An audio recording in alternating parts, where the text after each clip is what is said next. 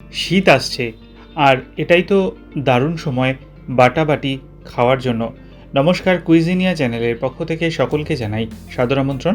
আমাদের সবার channel কুইজিনিয়াকে subscribe করে পাশে থাকা বেল বাটন আর অল আইকন প্রেস করে রাখলেই সব নতুন ভিডিও নোটিফিকেশন আপলোড হওয়া মাত্র আপনাদের সবার কাছে সবার আগে পৌঁছে যাবে।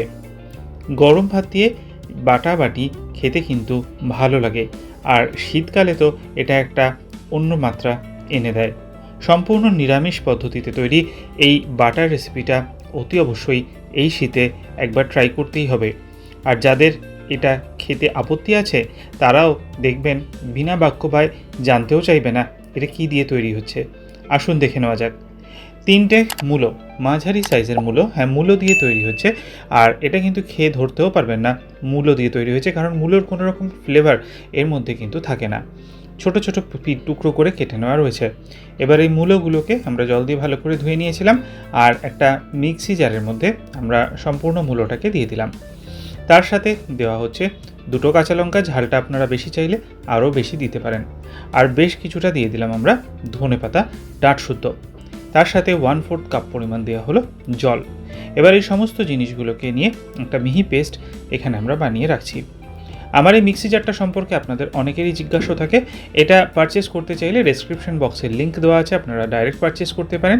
এর দাম সম্পর্কে অনেকেই জানতে চান, এটার কিন্তু অনেক রকমের মডেল আছে, তাই লিঙ্কটা চেক করলে আপনারা কিন্তু দামগুলো পেয়ে যাবেন। এগিয়ে যাওয়ার আগে মনে করিয়ে দিই আমার নতুন চ্যানেল লাইফ ইজ প্রেশাস, যেখানে জীবনের নানা দিক নিয়ে আমি আপনাদের সাথে আলোচনা করি। চ্যানেলটাকে সাবস্ক্রাইব করতে আজকের ভিডিও ডেসক্রিপশন বক্সের লিঙ্ক প্লিজ চেক করে নেবেন। আর যদি ভিডিওগুলো দেখে ভালো লাগে লাইক, শেয়ার এবং প্রচুর কমেন্ট করতে ভুলবেন না যেন।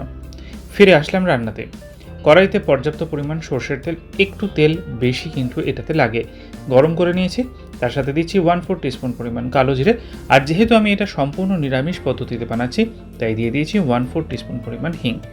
ফোড়নটা গরম হওয়ার জন্য একটু অপেক্ষা করব, আর তারপর ওই মূলো, কাঁচা লঙ্কা, ধনেপাতা বাটাটা এর মধ্যে ঢেলে দিচ্ছি। আপনারা যদি আমিষ এটাকে বানাতে চান তাহলে এর মধ্যে 3-4 কোয়া রসুন মূলোর সাথে পেস্ট করে নেবেন, তাহলেও কিন্তু খেতে খুব সুন্দর লাগে।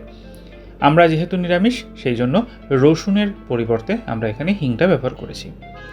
1 মিনিট মিডিয়াম টু হাই ফ্লেমে এটাকে আমরা ভেজে নেব। এদিকে একটা মিক্সি জারে নিয়ে নিয়েছি 4 টিস্পুন পরিমাণ পোস্ত।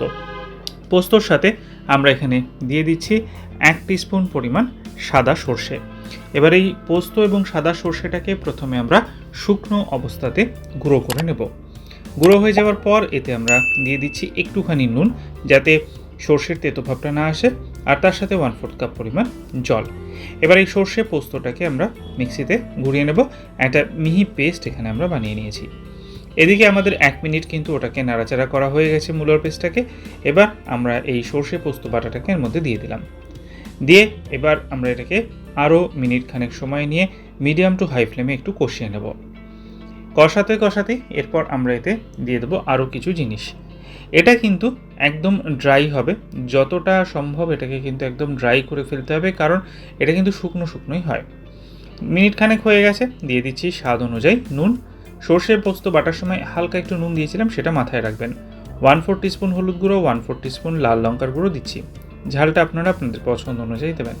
দিয়ে আরও একবার এটাকে নেড়ে চেড়ে সমস্ত কিছু দিয়ে মিক্স করে নিলাম। এরপর এতে আমরা দিয়ে দিচ্ছি 1/4 টিস্পুন পরিমাণ চিনি। এবার এটাকে হাই ফ্লেমে আমরা 5 থেকে 6 মিনিট রান্না করব। ক্রমাগত এটাকে কিন্তু নাড়াচাড়া করে যেতে হবে। জলটাকে একদম শুকিয়ে ফেলতে হবে, একদম ড্রাই হবে। আর নাড়াচাড়া করতে হবে, কারণ হচ্ছে যাতে তলায় না লেগে যায়। ঠিক এরকমভাবে এটাকে নাড়তে নাড়তে কিন্তু একদম শুকিয়ে যাবে জিনিসটা, ঠিক যেরকম আপনারা দেখছেন। নামাবার আগে দিয়ে দেবো 1 টিস্পুন পরিমাণ কাঁচা সর্ষের তেল। দিয়ে আরও একবার মিনিট খানেকের জন্য এটাকে ভালো মতো আমরা নেড়ে নেব, আর তাহলে কিন্তু এটা রেডি হয়ে যাবে। গরম ভাত দিয়ে এই রেসিপিটা অতি অবশ্যই ট্রাই করুন।